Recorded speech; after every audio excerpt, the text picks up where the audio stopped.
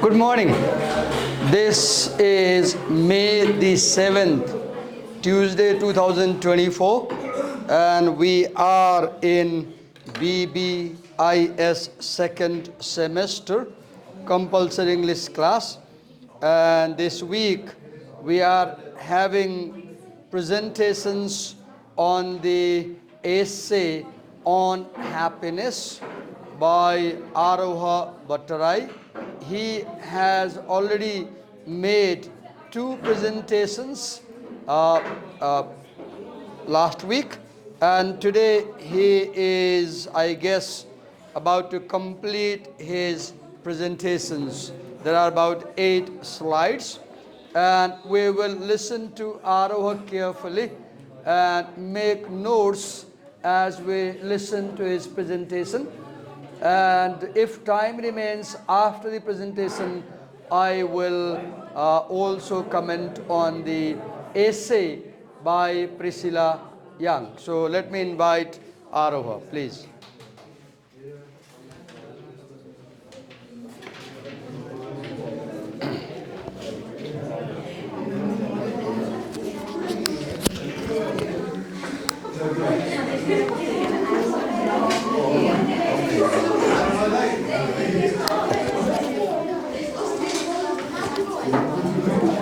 Go on. So class, can you maintain silence and pay attention? English language, English was all I would be like. What? Yeah, oh, get to part of the other parts of it. I'm going to go on. Good morning, my name is Aroha Bhattarai, and now I'm going to continue from the text on happiness. Last time we were discussing on this slide where the writer was raising some questions, and she was also showing the relationship between love and happiness. Okay, and now she was raising questions and showing relationship between love and happiness. Let's go on.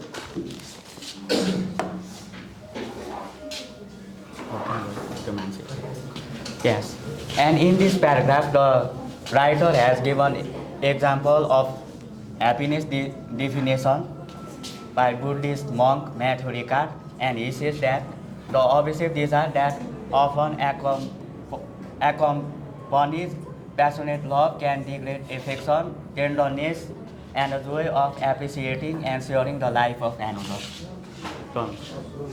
So you want me to comment? Yes. Okay. So actually, see in this paragraph, she says that does love make for happiness? If you want happiness, then you fall in love with someone, your sister, brother, mother, father, boyfriend, girlfriend, teacher, people. There are 1,000 meanings of love. Okay? Simply feeling good for someone, something can be that you love. If I wish good for you, I love you. If you wish good for me, you love me. There are 1,000 meanings of love. So the question is, if we want happiness, is it possible that we love someone and feel happy? That's the question. And she says that, okay, love can make you feel happy, no doubt. But the problem is, there's a problem. The problem is, if you have passionate love. What is passionate love? You love someone or something to such an extent that you feel like you cannot live without it or without them. You cannot miss them even for a while. And you are uncomfortable. You are impatient when you are not with them or with it. Then, for example, such love can cause agony, can give pain. Right? You remember that movie Romeo and Juliet by Shakespeare, that play adapted into a movie where the protagonist drinks poison. And both of them come in.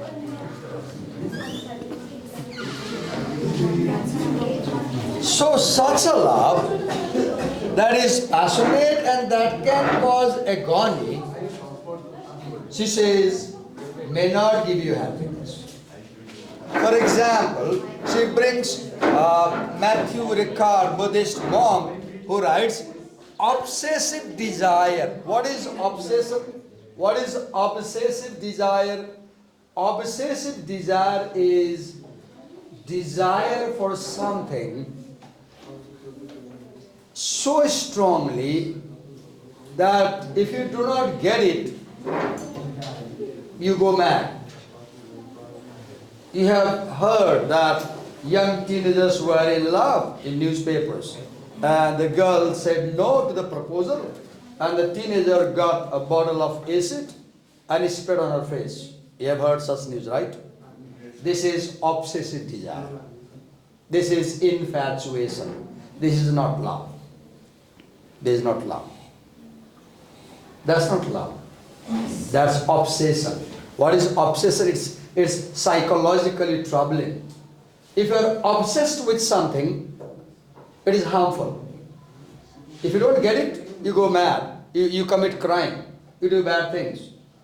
Such love is harmful. She says that often accompanies passionate love can degrade affection.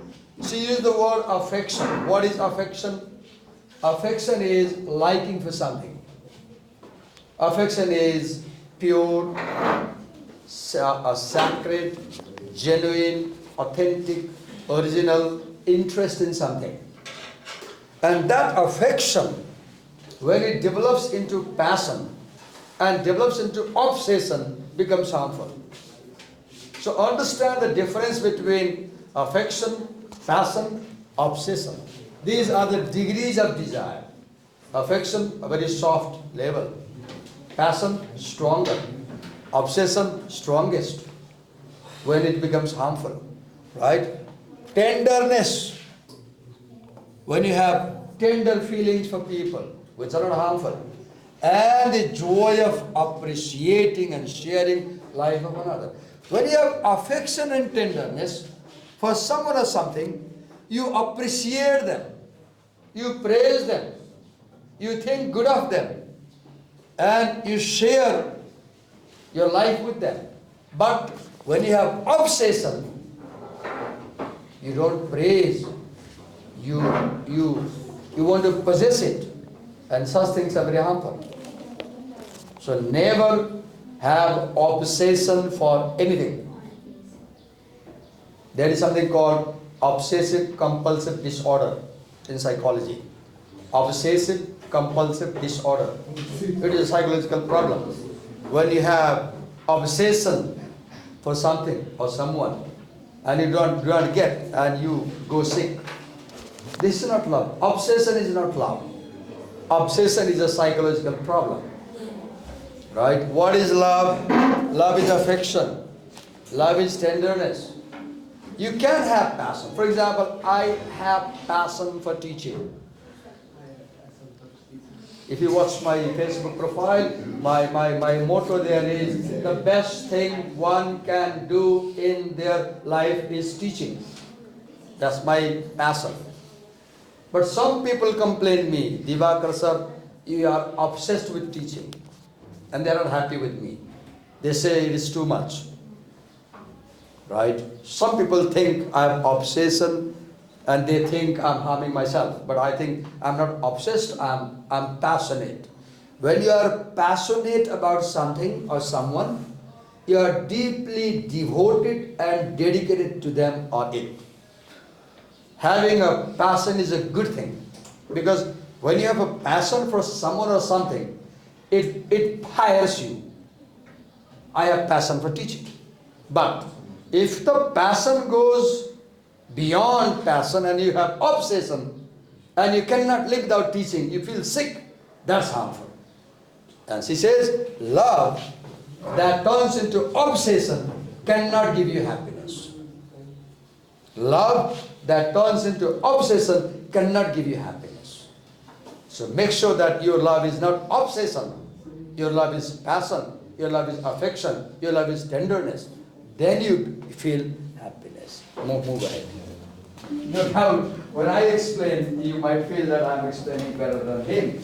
But understand that when he explains, he is generating knowledge, he is trying to learn. Yes. A teacher's explanation can never replace students' learning.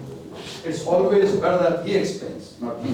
Go on. In this paragraph, the writer has given example of herself. She says that I have known obsessive desire, I have known the agony of love, I have known the misery of love, I have known craving, delirium, delusion, I have known the abyss, the lack, the self-loathing, the powerlessness of passion run amok.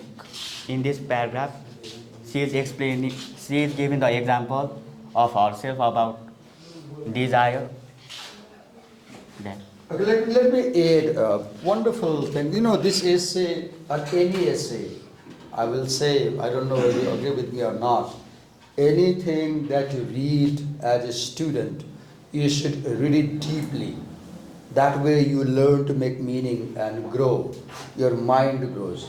1 minute before, when I was explaining to you the paragraph, previous paragraph, what I was doing, I was exercising my mind. That is why the best exercise for the mind is reading. The best exercise for the body can be yoga, weightlifting. Want a better body? Go to gym. Want a sharper mind? Read a book. I repeat, want a stronger body? Go to a gym. Fine, you will have a fine body. Want a sharper mind? Read a book. Nothing can improve your intellectual capacity, mind capacity, as reading can. Reading is the best exercise for the mind. Because when we read, you know, the mind becomes active. Now, for example, look here. I have known obsessive desire. In this paragraph, she said that make sure your love doesn't become obsessive desire.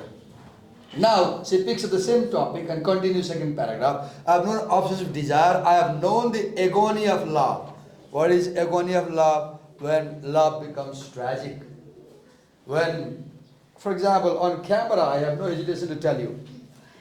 I was in grade 11. Do not laugh. Have patience, because I share personal experience in the class to make you understand topics.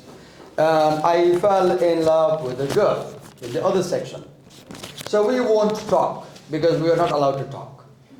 If we talk, the college will expel us within 30 minutes. So we won't talk. What we would do, while going home in the street, we will try to be closer as we walk. Even in the street, we won't talk, because society was watching us.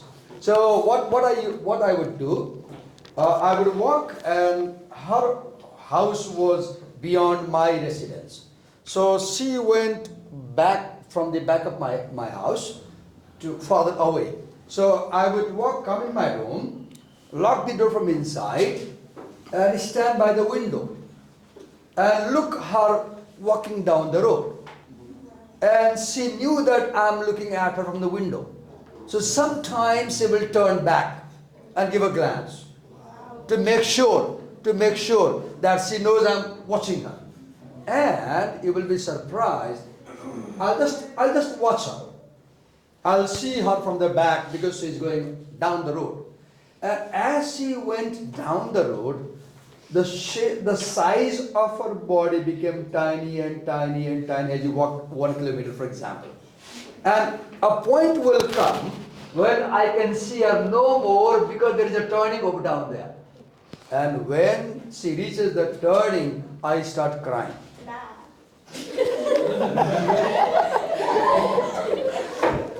I start crying. Because a second before, I could see her, right? But now I cannot see her. How old I was? I was 19. She might have been 19. This is agony of love. And Priscilla says, this is not a good thing. At that time, I didn't know this is not a good thing. Now I know I was a fool. Now I know I was a fool. At 56, I look back to 19 and know I was a fool. You should learn that you shouldn't cry like me by the window. For someone you can't get them. Right? Agony of love. Do not turn your love into agony. That won't bring happiness to you. Read ahead. I have known the misery of love. Look, that love becomes misery. In my example, I was miserable because neither I could part away from her, nor I could get her. Right? I have known craving. What is craving? Children crave for chocolate. You have this craving for sweet. Many of us are addicted. This is addiction. We are addicted to chocolate, sweet. And if we don't get, we feel uncomfortable. Craving. Delirium. What is delirium? Delirium is, craving is a level of psychological desire. Delirium is higher. In delirium, you start beating your body. Like this, you go mad. People can visibly see that you are mad. Delirium. Delirium is like what do you call? There is a Nepali word for young teenage, particularly girls, when they show some behavior, like they can't breathe. What do you call that psychological state, mostly in girls, when they show uncontrolled behavior?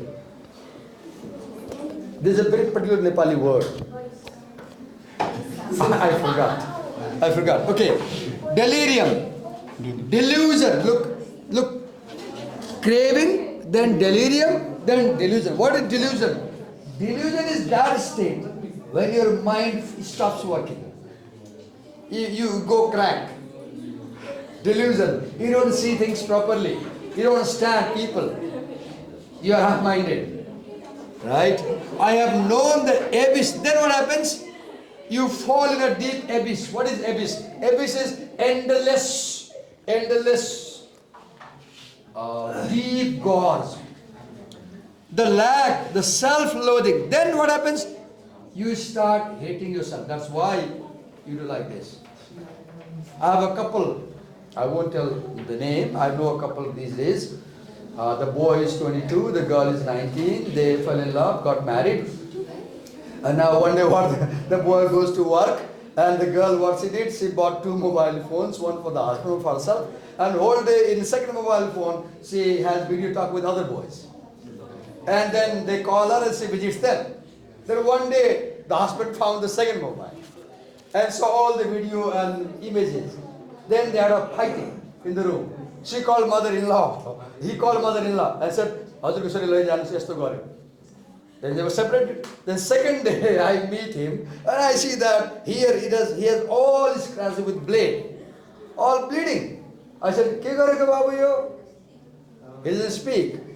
That is self-loathing. That is self-loathing. When you start hating yourself, the powerlessness of passion run away. Then when you reach this level, you become powerless and there is disaster. You are heading disaster. I think there should be a course in your curriculum, a course on youth and psychology that teaches you how to manage life and emotions. Because mostly young people of your age have problems because they can't manage emotions. Right? So manage love. Don't turn love into loathing. Now read ahead. Look how beautiful things Priscilla says. But you need to read that. So reading is like eating chutney. I don't know the English word for chutney. What do you call chutney? What do you call chutney in English? I don't know. Cheese, hardened cheese.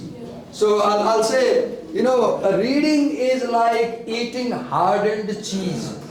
When you put the cheese piece in the mouth, it's hard. You can't crack. It is so rough, right? But if you keep playing with the chutney for 1 hour, then the rasa starts coming. Then the juice comes. Then you have the taste. And after 2 hours, you can crack it. Then you have the real taste of milk, the cheese. Reading is like that. Particularly reading at the university is like eating hardened cheese. You don't get the gist or meaning at one read. You have to read multiple times. You have to keep struggling, thinking, and you do it. Go on. Read it. Yes. I wouldn't call, read it. The first sentence of this paragraph, the writer is disagreeing, okay, with love, okay, with the previous definition or the other paragraphs. And again from this line, okay, she is defining love, okay, in her own way. She says that all we need is love, listening to one another, knowing our partner is there for us or that our friends are there for us. Our community needed together with humor and attention and respect, the sense of being valued, even treasured, loving and being loved in return. This makes for happiness. In this paragraph, she is again relating love with happiness, and these are the examples of how she defines love or happiness. Okay, wait a minute. I'll add. Look here. She raised a question here. Does love make for happiness? Question. I wouldn't call that love, and no way does it make for happiness. Answer. Do you see? What is the structure here? Question answer. Technique of writing. In one paragraph, there is a question. Another paragraph, you give the answer. She says, if love is like this, it's dangerous. It can't give you happiness. What kind of love can give you happiness? Look here. She says, all we need is love. What is love? Love is listening to one another. See the definition of love for her. Listen to one another.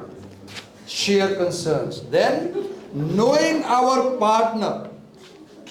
How do you know their feeling, know their needs, know their desire, know their problems? Partner is there for us. Now, knowing our partner is there for us, or that our friends are there for us. Having the faith in the partner, that she is there, she will help me if I'm in trouble. Or my friend is there, he will help me if I'm in trouble. Having a trust. A community knitted together with humor. What is love? You are 20 families in your village, in a community. You are knitted together. You share. You respect each other. Then you have fun. You give attention to each other. You respect each other. The sense of being valued. You feel that she values you, he values you, they value you. Then even treasured. You feel that you are a diamond for him. You feel that you are a diamond for her. Then loving and being loved. What love gives you happiness? You love. अब हेर्नुस् त मैले explain गरिरहेको छु तपाईँ हल्ला गरिराख्नु भएको छ अनि के हुन्छ जाँचमा लेख्न सक्नुहुन्न मेरो सुनेर पनि धेरै हेल्प गर्दैन उले गरेको काम राम्रो हो उले जुन गरिरहेछ नि कोसिस त्यो राम्रो कुरा हो शिक्षकले बताएर के हुनेवाला छैन तर त्यही पनि तपाईले सुन्नुहुन्न मैले के गरिरहेको छु क्लोजली रिडिङ गरेर एक्सप्लेन गरिरहेको छु नि तपाईँ सुन्न तयार हुनुहुन्न एक ठाउँ बस्नुहुन्छ ठुलो जमात बनाएर हल्ला गर्नुहुन्छ right loving and being loved in return. This makes for happiness. Such love makes for happiness. Not a love that turns into obsession. Obsessive love never brings you move on. Look how much time we spent in a single slide. In the above paragraph, she has again given the example of how she finds love or how she can be happy. And here she has written that my happiest moments are filled with love, dancing all night at the other side, Albert Marcus cracking up at my joke, that long perfect summer day at our and Rose house on Cape Cod. Certain houses is spent with a certain lover a long time ago. Now, in the above paragraph, she explained about what happened to her, how she found happiness. She used to visit to her neighbor's house, and her friends used to crack jokes. And So what is happiness there? Happiness is doing what you like doing. For me, happiness is teaching. Early morning, I'm in your class, right? Early morning. So my day has begun in a very happy way. Because the best thing I like is being with the students. So what is happiness? Happiness is doing what you love doing. She says, I love dancing. And I'm very happy when I dance. That's her point. I love teaching. I'm very happy when I teach. You might love eating. You're very happy when you get to eat. Right? Different people find happiness in different things. Do not think that everybody will be happy with the same thing. Different people find happiness in different things. She finds happiness in dancing. Go on.